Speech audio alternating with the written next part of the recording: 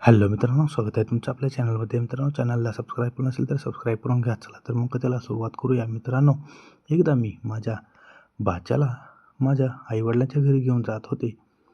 आम्ही एका बसने प्रवास करत होतो. आम्ही एकाच स्लीपर सीटवर बसलो होतो. वाटेत मला इतकी मजा आली की मी त्याचे वर्णनही करू शकत नाही. मी पुष्पा आहे. मी 36 वर्षाची आहे. मी खूप आकर्षक आणि गोरी आहे. माझा नवरा परदेशात काम करतो आणि बहुतेक वेळा बाहेर असतो. माझी सासू-सासरे माझ्यासोबत राहत होते. माझा भाचा तिथे देखील राहत होता. सध्या त्याचे पदवीचे शिक्षण घेत आहे. तो माझ्याशी खूप आदराने वागतो. तो मला म्हणतो, "काकू, तू मला खूप सुंदर दिसतेस." मी हसून उत्तर देते, "अरे, तू आत्ता तरुण आहे, देखणा आहेस. तुला तुझ्या कॉलेजमधली मुलगी आवडतील." तो म्हणतो, "नाही काकू, तू खरोखरच खूप सुंदर आहेस आणि गोरी आहेस. मी जेव्हा जेव्हा तुला पाहतो तेव्हा मी फक्त तुझ्याकडे पाहत राहतो." "माझ्या प्रिय काकू," मी हसून म्हणाले, "तुला फक्त तुझ्या काकूची खोटे प्रशंसा करायची आहे, तेवढेच पुरेसं आहे."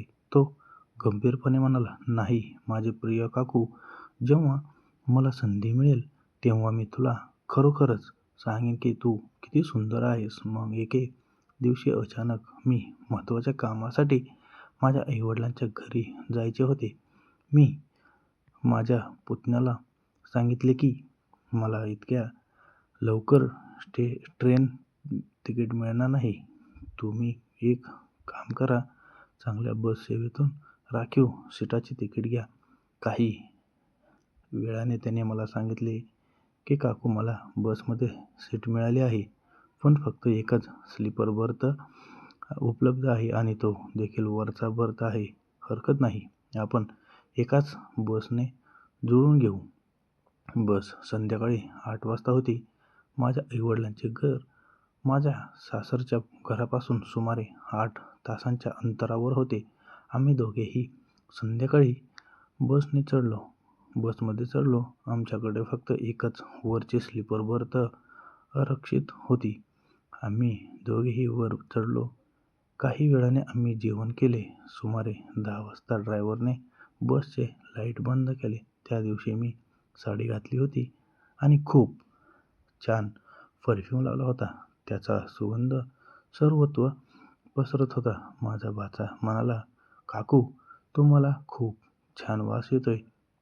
मी हसून म्हणाले, "अरे, हा फक्त परफ्यूमचा वास आहे. माझा खरा वास फक्त तुझ्या काकांनाच माहीत आहे." तो हसला आणि म्हणाला, "काका काका तर खरोखरच भाग्यवान आहेत." मी गमतीने म्हणाले, "असं काही नाहीये. तुला हवं असेल तर तूही ते अनुभवू शकतोस." काका इथे नाहीत तरी तो हलकेच हसला आणि म्हणाला, काकी, मी बऱ्याच दिवसापासून ह्याची वाट पाहतो. मला माहीत नव्हतं की ही बसची सफर इतकी मजेदार असेल." मग त्याने मला असा आनंद दिला जो माझ्या नवऱ्यानेही मला कधीच दिला नव्हता. मी पूर्णपणे समाधानी होते. असा आनंद मी यापूर्वी कधीच अनुभवला नव्हता. रात्रभर बस चालू राहिली आणि मला इतका आराम आणि आनंद वाटला की मी पूर्णपणे तल्लीन झाले. सकाळी जेव्हा मी उठले तेव्हा माझा भाचा हळूहळू हसत होता. त्याचे हास्य पाहून मी हसू लागले. "तुम्ही आज खूप मजा केली." तो लाजून म्हणाला, "हो काकू." तर मित्रांनो, कशी वाटली आजची कथा कमेंट करून सांगा आणि लाईक, शेअर, सबस्क्राईब करायला विसरू नका. भेटूया अशाच नवनवीन कथेमध्ये. तोपर्यंत ऐकत राहा आपल्या गप्पा गोष्टी मराठी स्टोरी चॅनल. धन्यवाद.